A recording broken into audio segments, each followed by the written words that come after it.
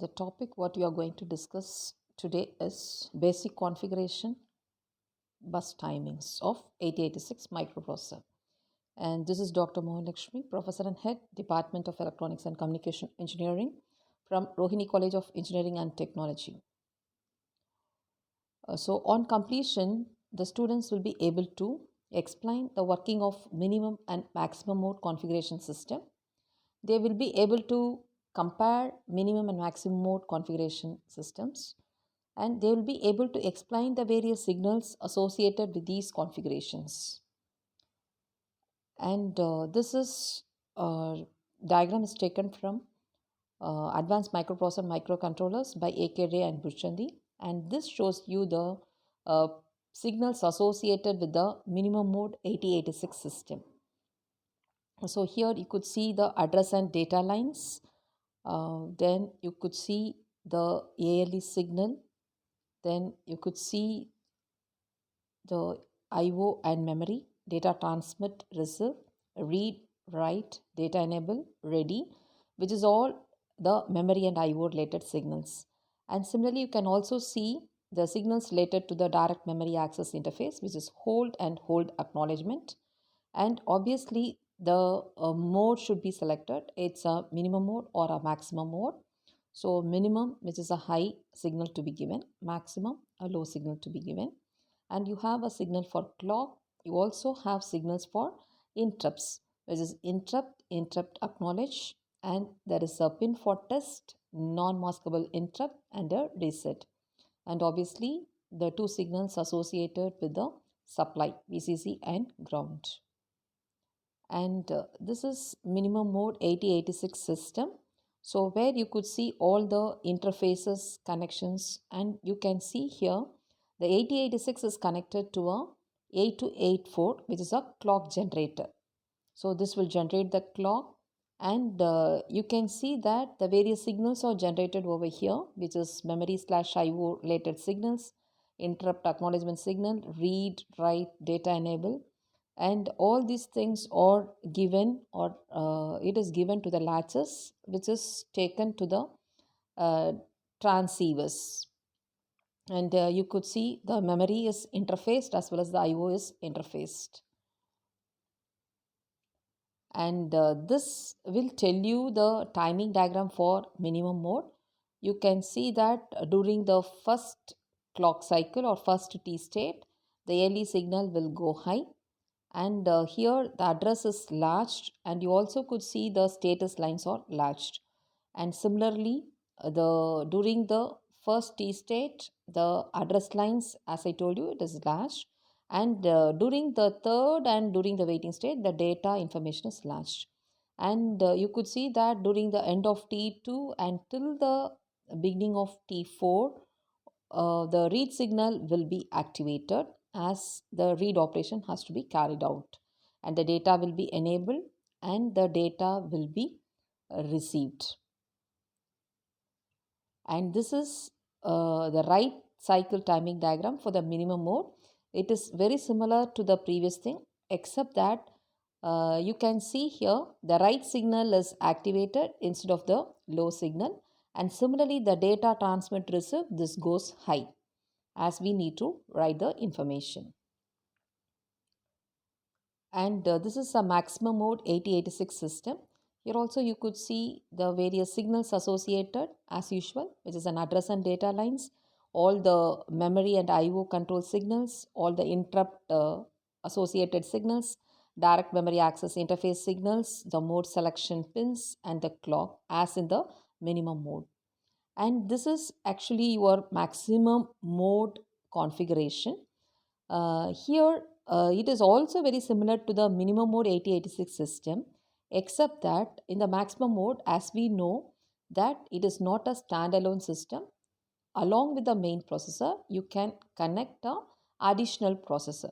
So obviously we'll be requiring certain additional control signals, so which is generated through 8788.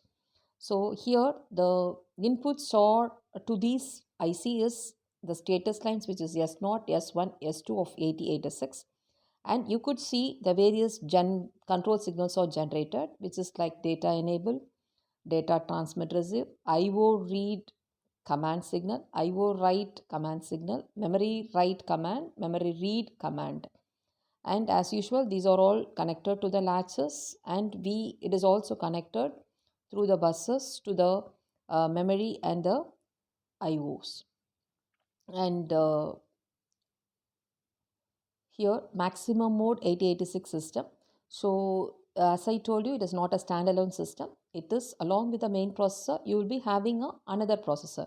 It can be either a numeric coprocessor, which is of type say 8087, or it can be another processor, something like IO coprocessor, which is 8089, which is interfaced with 8086.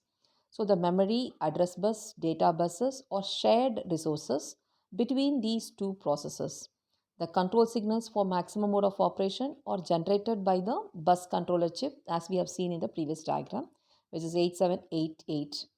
And the three status outputs will form as an input to the 8788, which is S0, S1, S2, which are all low signals.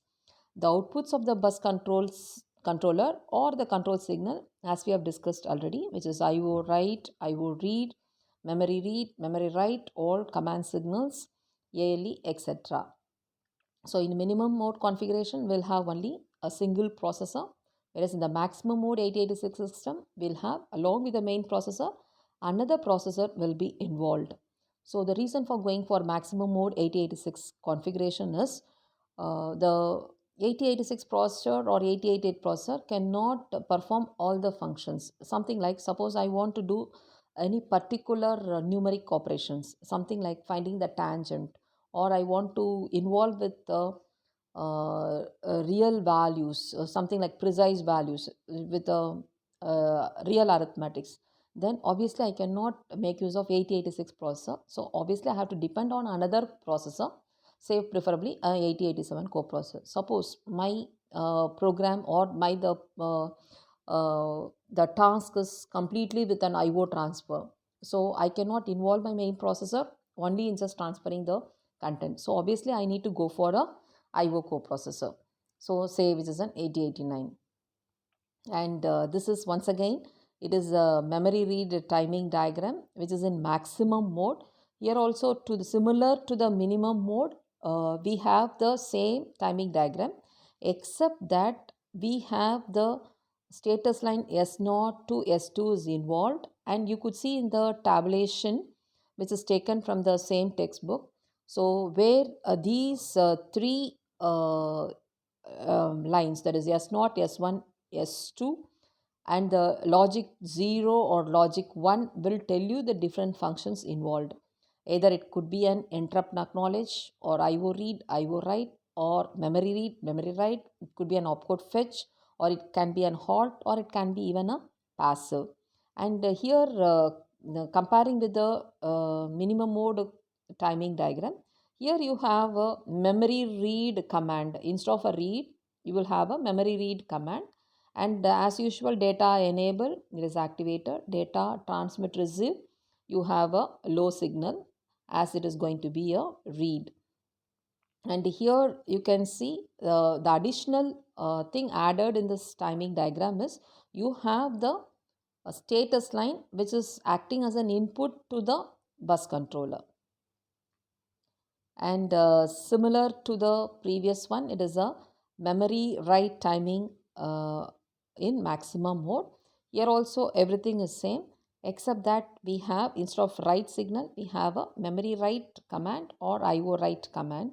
It depends whether you are accessing a memory or accessing a IO. And similarly, you will be having a S0 to S2, which will be active till the end of the, almost till the end of the T2 state.